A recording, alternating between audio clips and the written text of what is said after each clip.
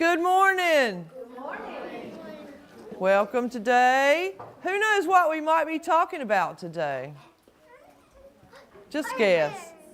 Well, ambulance, that is very good. We're going to talk about the ambulance and how our emergency medical heroes help us out. Okay, if you have ever been to the doctor, been hurt, been involved in any type of accident, tell me about it now. Now, tell me. All at once, tell me. Everybody talk, tell me. Yeah, that's it, tell me, yeah? All right, everybody tell me at once. Gee, that was pretty quick today. Okay, that's over with. All right, now it's my turn to talk. First thing we're going to do is read a quick little book about if I could drive an ambulance. Then we're going to talk to the lady who does drive the ambulance. So everybody be real quiet and pay attention to this story. And we're going to learn something today. My name is Peter and I love trucks. When I play with my toy ambulance, I pretend to be a real ambulance driver. I imagine that I'm racing through the streets, my emergency lights are flashing and my siren is blaring. What if I could drive an ambulance? I would rush the emergency medical treatment to sick and injured people, and then I'd drive them to the hospital as fast as I could. I'd wait in my spot for an emergency call to come in over the radio, and this particular person's spot's on Northern Boulevard, but in Johnston County, there are ambulance stationed all over. You don't even know there's so many of them stationed over. They're tucked in firehouses and EMS stations, and they're on the road all the time. They are ready to get to your house. Every ambulance has at least 2 people. This one's partner's name is Dina. They are trained EMTs, emergency medical technicians. Someone is called 911 to report an emergency. The dispatcher is the person that gets the call. They contact the ambulance drivers closest to the emergency. That's me. A woman has fallen and hurt her leg. I have to get to her quickly, but safely. I use my lights and sirens to let others know that I'm in a hurry. Cars pull over and let me pass. Well, sometimes. I have to be careful to slow down at red lights and stop signals. The ambulance dashboard has got all kinds of switches to control the lights and siren. I also have a computer that provides me with information, tells me about the injured person, and gives me directions so I can reach her quickly. When we arrive, Dina hurries to the injured woman and gives her first aid. She'll check to see how bad the injury is and what treatment may be needed. Meanwhile, I open the back of the ambulance. We got lots of equipment. There's a stretcher that we use to carry the injured person, and all kind of first aid supplies like bandages that we can help if a person is wounded. And we have oxygen in case they need help breathing. And in the special ambulances out here, they actually have medications they give people that have heart problems and diabetes problems. And they actually have that really special thing that can shock somebody and start them back to life and read what the rhythm is on their heart. That's not in the book. That's about that crowd. Donna tells me that the woman has broken her leg, so we pull out a stretcher. We carefully help the injured woman onto the stretcher, then we gently place the stretcher in the ambulance. Dina rides in the back to make sure the injured woman is all right, and I drive quickly to the nearest hospital. At the hospital, doctors and nurses take over, and they'll take good care of the injured woman. I would help lots of people if I could drive an ambulance.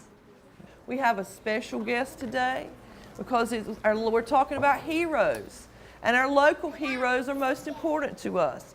We've already seen the firemen. They helped us get cool last week. And now we have one of our local EMTs and local medical people, emergency medical people.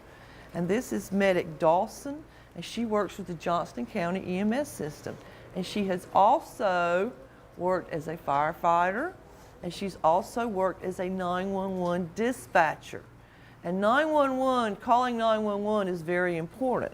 We call 911 when we have an emergency. And so she's going to talk to us about some really important stuff. Then if y'all be really good, I'm pretty sure she's going to show you her ambulance. So everybody give her attention. What do we say to her? Do we say good morning?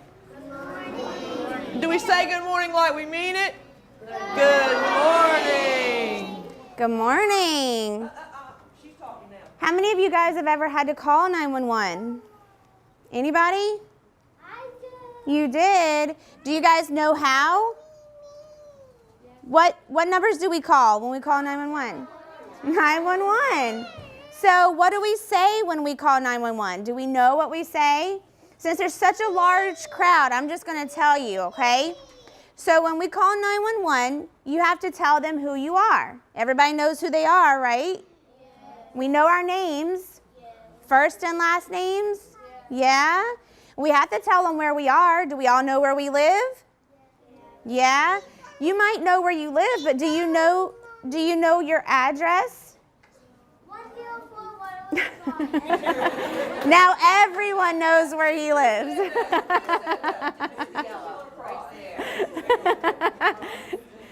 All right, if you don't know your address, that's something we got to practice, okay? So when we get home this afternoon, we need to practice our address. So tell mommy or daddy or big brother, big sister to go over your address with you.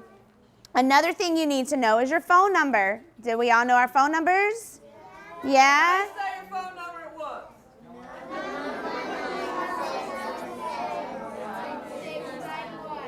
Very good. Because sometimes when you get excited, you forget because in cell phones, you're so used to just like touching the mom button. You need to remember that number. Very good.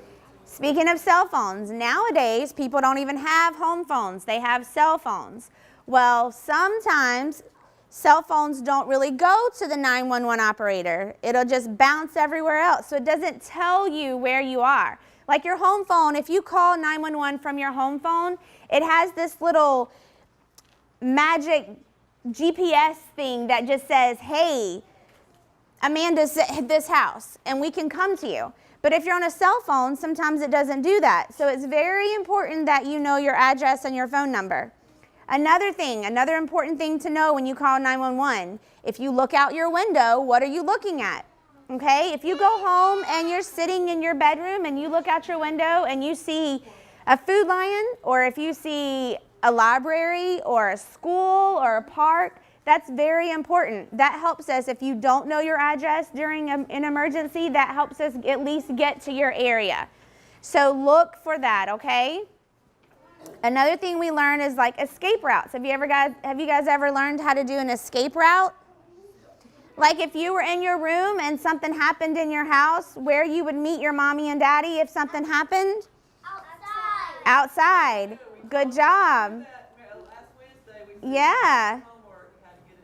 That's awesome. So pick a mailbox or a big tree or your neighbor's house. That's excellent. Pick a really big place that you can meet mommy and daddy at.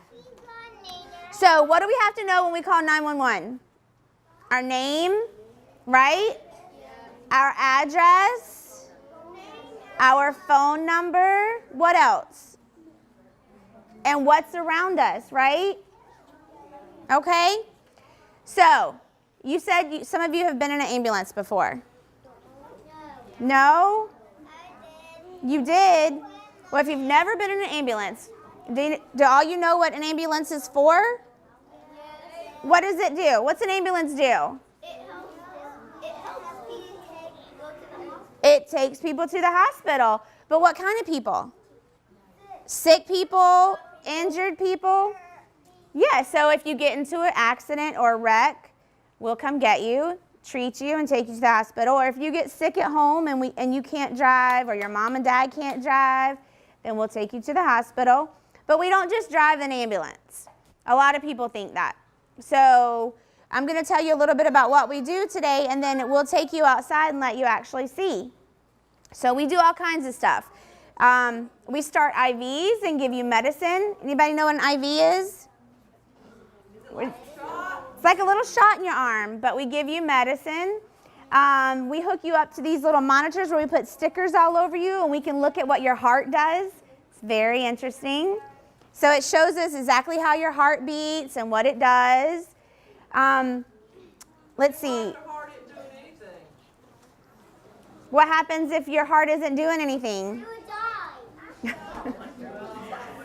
die. But we do CPR. And some part of CPR is shocking when we put these pads on you and it like shocks your heart back into a rhythm. So I have a monitor that I'll show you that does that. But if you break your leg, let's say you're playing baseball and you break your leg, then we're gonna come and we're gonna fix you up, mend you up, and carry you to the hospital so they can fix it. So we're gonna go over all that when we get in the ambulance. You had an accident? No, I don't. Okay. All right. So how many of you want to look at the ambulance and see what all is inside and what all it does? In the back of this truck, this is a training truck, but in a normal truck, we would have all these cabinets full of stuff like bandages and medicine and like oxygen masks, stuff like that. Any of you have asthma? So when we put your little nebulizer on you to do your treatments, we would have that in here. We have oxygen over here and our radios. This is how we call for help or call the hospital and let them know we're coming.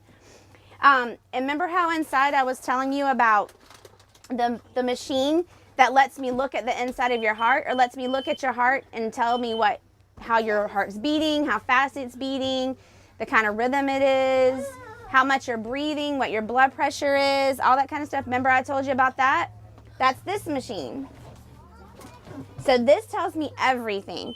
Do you remember when we were talking about how if your heart stops or if it doesn't beat right and we have to put these pads on you and shock you? Do you remember I was talking about that? That's what this machine does. So this machine does everything. It's kind of like our catch-all machine. All right? So if you ever have to come in the back of an ambulance, you're going to hear a bunch of beeping. You're going to hear, and we're going to put stickers all over you and put stuff on your arm to take your blood pressure. And we're going to be strapped down, but don't get scared because that's just all the stuff we have to do, okay? You guys have any questions? You have any questions? No? So you're never going to be scared, right?